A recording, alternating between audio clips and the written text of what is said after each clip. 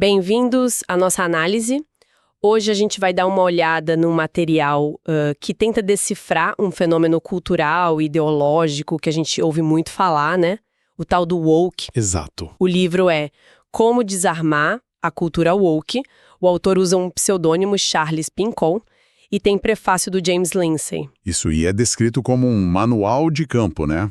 Pensado primeiro para a academia, lá nos Estados Unidos. Mas os autores dizem que serve para outras áreas também, tipo empresas, governo, enfim. Sim, que as lições teriam uma aplicação mais ampla. Então, nossa ideia aqui é tentar entender os conceitos principais que o livro traz sobre essa visão woke, o que o autor descreve como o estratagema deles, as táticas, sabe? Uhum.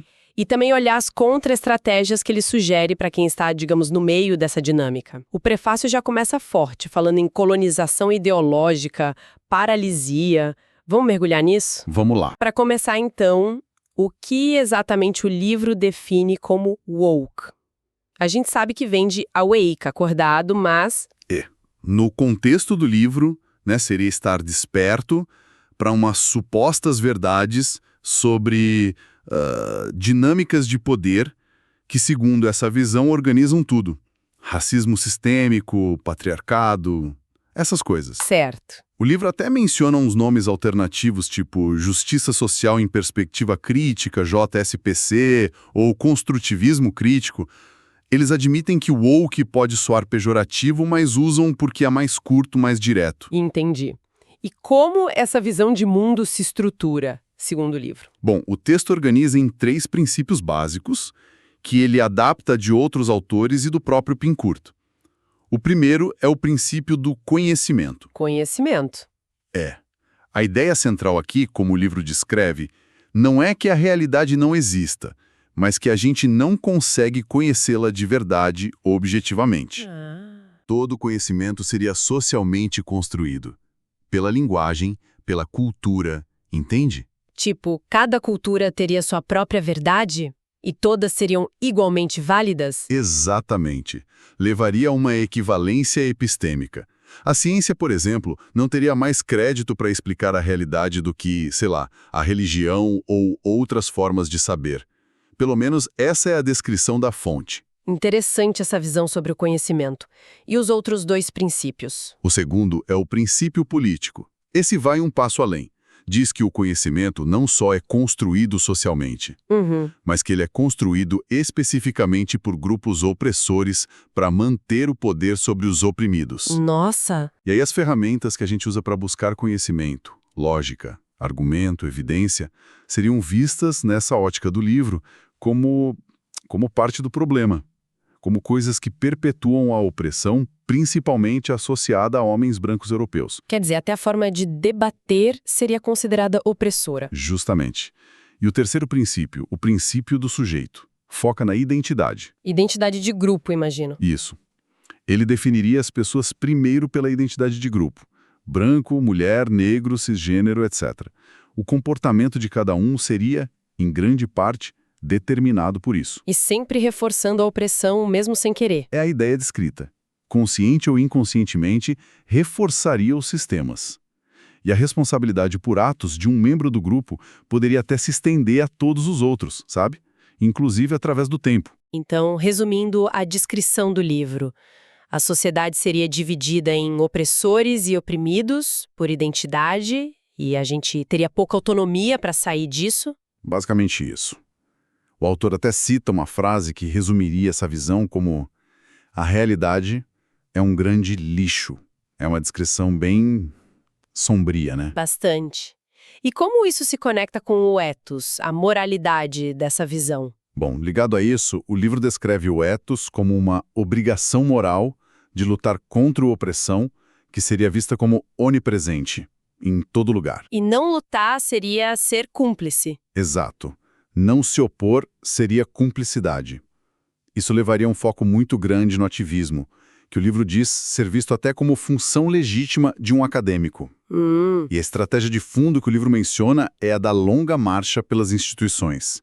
Aquela ideia ligada a Dutschke, Gramsci, focar em controlar os meios de produção cultural, de conhecimento, universidades, mídia. E na prática, numa universidade, por exemplo, como isso apareceria, segundo o livro? O objetivo descrito seria duplo. Primeiro, tirar da instituição as visões de mundo tidas como opressoras, geralmente associadas a homens europeus. Certo. E segundo, colocar no lugar pessoas alinhadas com essa perspectiva da JSP. Por isso que o autor acha que processos de contratação de professores, por exemplo, são vistos como batalhas-chave. O livro também fala que a opressão pode ser sutil, né? Microagressões, e menciona interseccionalidade. Sim, é um espectro. Vai desde as microagressões, aqueles comentários, gestos sutis, que para a teoria marginalizam, até violência mesmo. E a interseccionalidade? É fundamental na descrição. O conceito da Kimberlé Crenshaw, né? As identidades se cruzam, tipo ser mulher e negra, criando níveis diferentes, sobrepostos, de opressão ou privilégio. Daria para mapear isso, então? O livro fala numa matriz de opressão, que contrasta essas identidades múltiplas com as que seriam consideradas privilegiadas, como homem branco, hétero, etc. E qual seria o objetivo político final disso tudo? O livro fala em equidade. Exato. Equidade.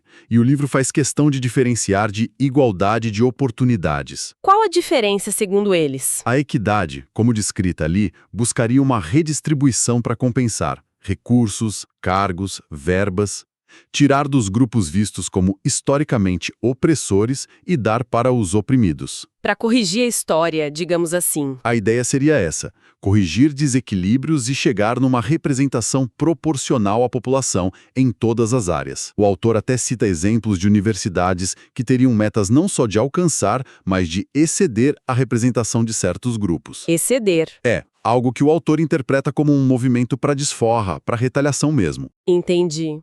Agora, vamos para a parte das ações. Como essa visão toda vira prática? O livro usa essa expressão forte, estratagema woke, quase militar, né? É, a analogia é essa. Para descrever as metodologias que ele alega que são usadas.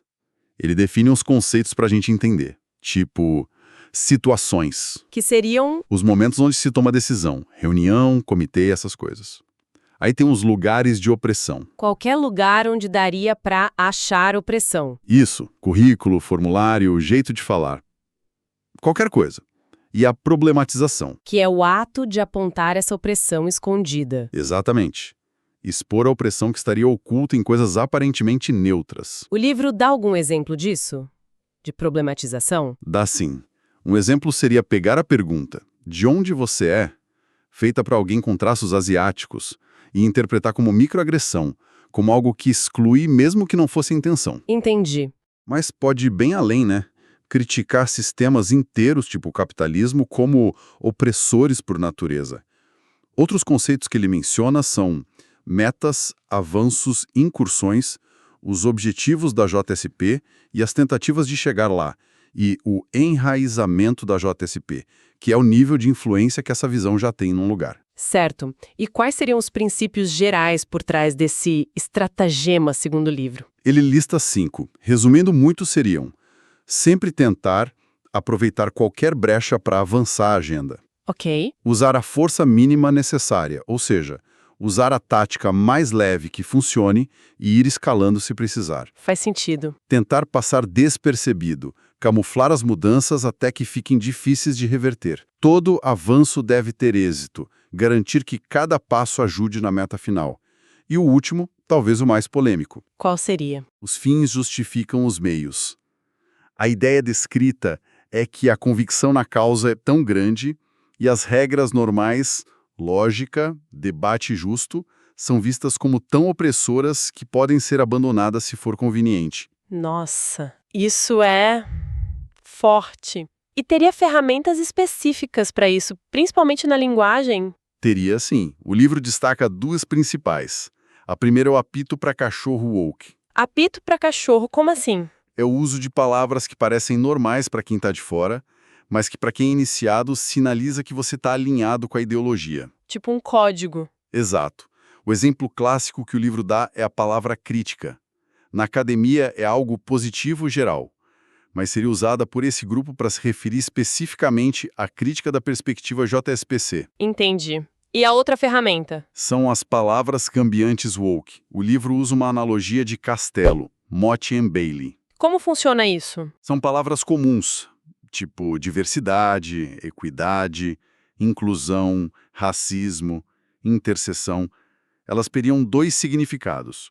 Um comum, fácil de defender, geralmente positivo, a motte, a parte segura do castelo, Certo. e um significado técnico, bem mais radical, dentro da JSPC, o pátio, a parte que realmente importa avançar. A tática seria introduzir a palavra usando o sentido inofensivo e depois operar usando o sentido radical. Astuto, como descrito. Agora a parte das microtáticas. O livro detalha bastante, né? Ele agrupa em categorias: subterfúgio, apoio excessivo, eliminação da dissidência. Isso, sem ter que listar cada uma, né? Mas a ideia é geral. Sim, qual a lógica de cada categoria segundo a fonte? O subterfúgio seria para quando a visão woke ainda não domina. A ideia é minar os processos normais de decisão, ignorar regras de reunião, voto secreto e usar mais apelo à emoção, à identidade, desvalorizando lógica e evidência. Entendi. Táticas mais discretas. Isso, coisas como oposição passiva-agressiva, concordar na frente e sabotar por trás, ou usar aquelas palavras cambiantes como um cavalo de Troia. É para ganhar terreno sem muito alarde. Certo. E o apoio excessivo? Já é quando tem mais força. Exatamente. Aí o foco seria consolidar o poder. O livro cita exemplos como se esforçar abertamente para contratar mais gente alinhada, recrutar aliados woke, usando a DE como justificativa. D, diversidade, equidade e inclusão. Isso. Também adotar uma postura de superioridade moral para intimidar quem discorda. Arrogância. E um apoio total entre eles, sempre apoiar um aliado woke, mesmo que o argumento seja fraco, para mostrar força. Usar jargão técnico para confundir também entra aí. E a última, eliminação da dissidência.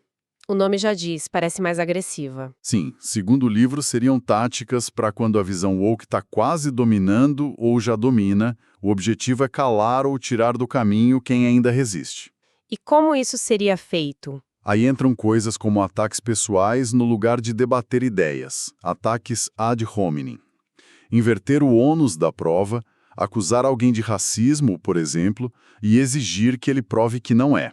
Assumir a culpa, esperar prova de inocência. Nossa! Distorcer o que o outro disse, erro intencional de interpretação, e os ataques coordenados para exigir punição, demissão, o cancelamento e desplataforma. Pressão por consenso, ataque em grupo, enxurrada ou peeling on, tudo para esmagar quem discorda. É uma escalada clara, né? Do sutil para o confronto aberto. O livro amarra tudo isso numa grande tática. Amarra sim. Chama de infecção viral woke. Infecção viral. A analogia é que essa perspectiva JSP se espalharia como um vírus dentro das instituições, as células hospedeiras.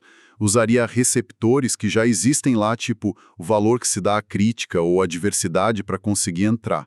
E depois? Uma vez dentro, usaria os mecanismos da própria instituição, contratações, currículos para se replicar, ou seja, trazer mais gente alinhada. O objetivo final descrito seria dominar a instituição e de lá pular para outras. E onde seria o foco principal dessa infecção? O livro diz que seria na substituição gradual de pessoal não woke por pessoal woke, começando nas humanas, sociais e depois tentando avançar para as exatas, biológicas, área STEM. É um quadro bem detalhado e, de certa forma, preocupante que o livro descreve. E, diante disso, o que ele sugere como saída? Quais as contra-estratégias? Lembrando sempre, né, que a gente está relatando as sugestões do livro. Sim, importante frisar. O livro dedica uma boa parte a isso, às contramedidas. Ele organiza em várias frentes. A primeira é básica. Identificação e preparação. Que seria? Reconhecer que o problema existe, não subestimar, estudar a GSP, os princípios, as táticas, a linguagem deles para não ser pego de surpresa, ficar atento aos sinais, às palavras-chave. E em termos de ação, o que fazer? Tem as abordagens gerais. Talvez a principal seja: se vir algo, fale. O autor defende que quebrar o silêncio, mesmo para coisa pequena, expõe a tática e encoraja outros a falar também. Faz sentido. Que mais? Permanecer cético com os argumentos woke, levar a sério as declarações radicais deles, sempre ter uma alternativa não woke para colocar na mesa contra as propostas deles. Tipo, se eles propõem X, você propõe Y. Exato. E resistir muito para não deixar incluir a terminologia woke em documentos oficiais. Jamais permitir adicionar suas palavras. E tem aquela tática do castelo ao contrário. A Mott's and Bailey? Sim, a contratática seria roubar a mota, bombardear o pátio. Ou seja, concordar com a parte que parece razoável do argumento deles, a mota, mas atacar com força a parte radical que está escondida, o pátio.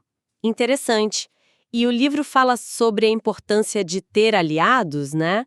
Não dá para fazer isso sozinho. Fundamental. Tem uma seção inteira sobre trabalhando com aliados. Sugere procurar quem pensa parecido, dissidentes declarados, ou gente que talvez discorde, mas tem receio. E como abordar essas pessoas? Com cautela, em particular. Tentar entender a posição delas, informar quem talvez não conheça bem a JSP e o que ela implica. E o mais importante, combinar apoio e defesa mútua. Se um for atacado, o outro defende. Se um propõe algo, o outro apoia. E coordenar ações, imagino. Sim. Coordenar para atuar nos comitês importantes, principalmente os de contratação, mapear aonde intervir, garantir que haja vozes dissidentes nesses espaços. E para lidar com quem não é woke, mas talvez simpatize ou só não entenda direito? Para esses, o livro sugere semear a dúvida. A ideia é começar a conversa buscando pontos em comum, não chegar atacando, pacificando a situação. E aí, usar que tipo de argumento? Questionar a equidade versus igualdade de oportunidades, apontar o que o autor vê como discriminação na própria JSPC, ele chama de neorracismo-sexismo. Mostrar como a inclusão baseada em identidade pode excluir outros. Alertar sobre baixar padrões, sobre minar a autoconfiança de quem é beneficiado por cota. Criticar a culpa individual por ações de grupo, enfim, argumentos que questionem os pilares da JSPC. Boa parte da ação descrita acontece em reuniões, né? O livro tem dicas para isso. Tem sim. A formalização das reuniões é vista como chave. A ideia é combater a informalidade, que, segundo o autor, é explorada por eles. Como assim formalizar? Se oferecer para presidir, insistir em regras claras de procedimento, de votação, principalmente voto secreto, exigir pauta distribuída antes, com tempo para cada item, seguir a pauta, garantir atas precisas e rápidas. E o voto secreto? Por que tanta ênfase nisso? Porque ele facilita a dissidência, neutraliza a intimidação, a pressão de grupo. Se o voto é secreto, as pessoas se sentem mais seguras para votar como realmente pensam. E como implementar isso? O livro sugere ir aos poucos, talvez começar em decisões menos tensas. Explicar por que é importante, protege vozes vulneráveis, é democrático, e ter um processo claro para garantir que seja anônimo e seguro. Além do voto, sugere coisas como caixas de sugestão anônimas. Parece um manual bem pragmático mesmo, para quem está dentro e quer resistir, segundo essa visão do livro. Sim, a proposta é essa. Ele até termina com dicas de como ganhar uma votação, que envolve garantir o voto secreto, mapear quem vai votar como, tentar convencer os indecisos, mobilizar os aliados para comparecerem e, claro, pensar a longo prazo para ter maioria nos lugares certos. Bom, acho que cobrimos bastante coisa, né? Exploremos como esse livro, Como Desarmar a Cultura Woke, define essa perspectiva, detalha o que ele chama de estratagema woke e suas táticas e as contramedidas que propõe. Foi uma análise focada na descrição da fonte, lembrando que ela vem do contexto acadêmico, mas o autor acha que vale para outros lugares. Exato. E um ponto final interessante que o livro traz na conclusão para a gente pensar é a perspectiva histórica que ele adota. O autor argumenta que esse fenômeno woke não seria algo que surgiu do nada agora, 2020, anos 90, 60. Seria mais antigo. Seria o resultado de um esforço ideológico de muito mais longo prazo. Ele traça raízes até Gramsci, essa ideia de transformação cultural lenta pelas instituições. E qual a implicação disso para ele? A implicação, na visão do autor, é que qualquer esforço para reverter isso, para restaurar o que ele chama de valores liberais, iluministas, também precisaria ser um projeto pensado a longo prazo, coordenado. Não seria uma batalha rápida. Interessante. Fica aí um material para reflexão, né? Pensar como essas dinâmicas descritas nessa fonte que a gente analisou podem ou não estar presentes nos espaços que a gente vive, seja na academia, no trabalho, na sociedade. Agradecemos a companhia de todos nesta análise.